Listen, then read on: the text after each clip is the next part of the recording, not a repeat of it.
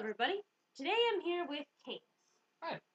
Now, why don't you tell me about how you got started with steampunk? Uh, Mostly you, like I mentioned in my blog.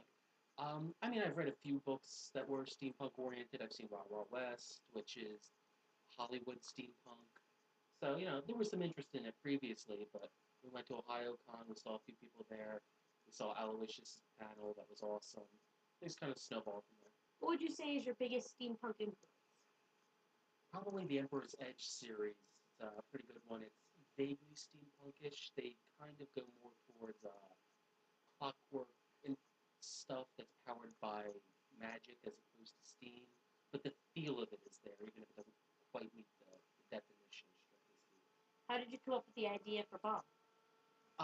Bob is a steampunk version with a little bit of Wild Wild West thrown in there of a RP character who's a little bit of a self-indulgence. It's Clint Eastwood, it's Rambo, Terminator, the stereotypical badass mercenary type.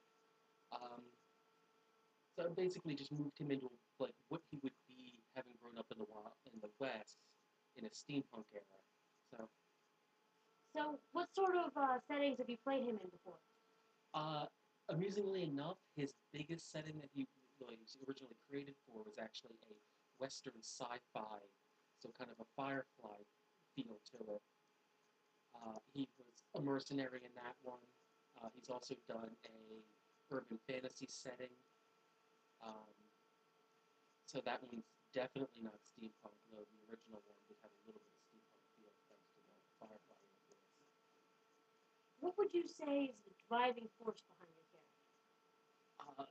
Particularly this early, because he's been reset to almost no character development right now, he wants to do his job.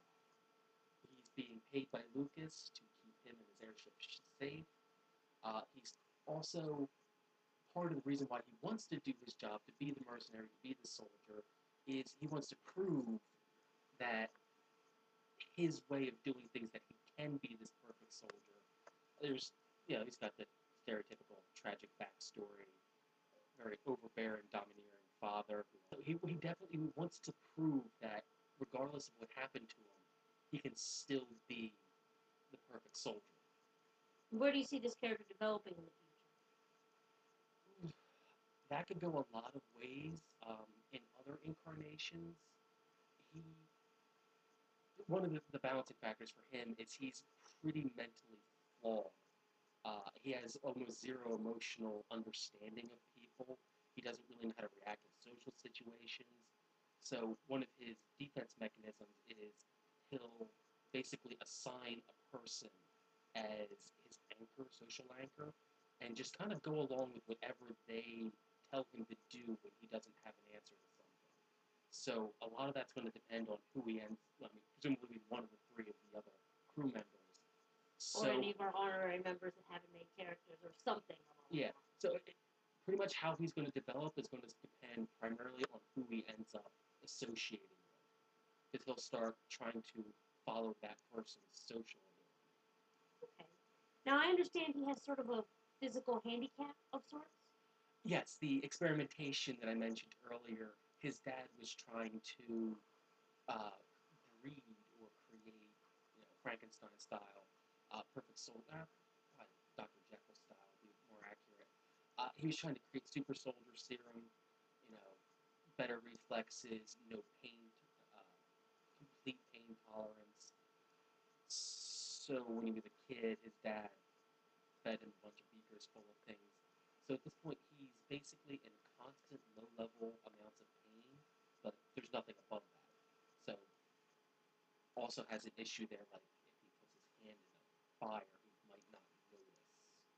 What caused you to pick this particular condition to play? Um, to be honest, I'm not entirely certain where my first idea on that one came from. I wanted to do the whole maybe not genetic experiment, but some kind of, perfect soldier program that came out completely horribly wrong, particularly in a moral sense. Experimentation on kids. The original incarnation was basically tortured and had brain surgery to the point where he can't distinguish pain anymore. I wanted something that was incredibly just wrong in so many ways, and then still came out flawed. And now he's just doing his own thing because it didn't work. Hmm.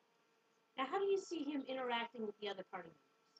Um, Erica probably confuses him a lot. She does that to Yeah, everybody. yeah. Lucas is his boss. As far as he is concerned, it's Lucas isn't even so much a person as almost just a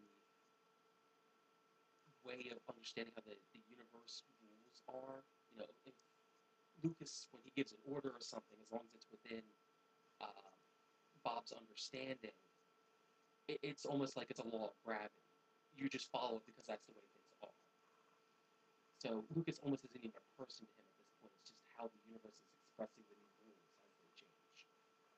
Uh, and then there's the new pilot. He doesn't really know him yet. He's probably going to look down on him a little bit because he's just a soldier, and he's not even a good soldier because he's just a pilot. He can't even shoot a gun properly, and by properly he means he can't shoot someone through the eye at 50 paces. But Bob's a bit of a gun snob. Now, we heard from Candandra a few weeks ago that he sees Ricky as being a very straight man. Do you see Bob as being the Costello to his Abbott? I would say yes, except that most of the time Bob doesn't realize that he's doing it. He's very funny because he doesn't understand that the things he's saying are going to be understood differently.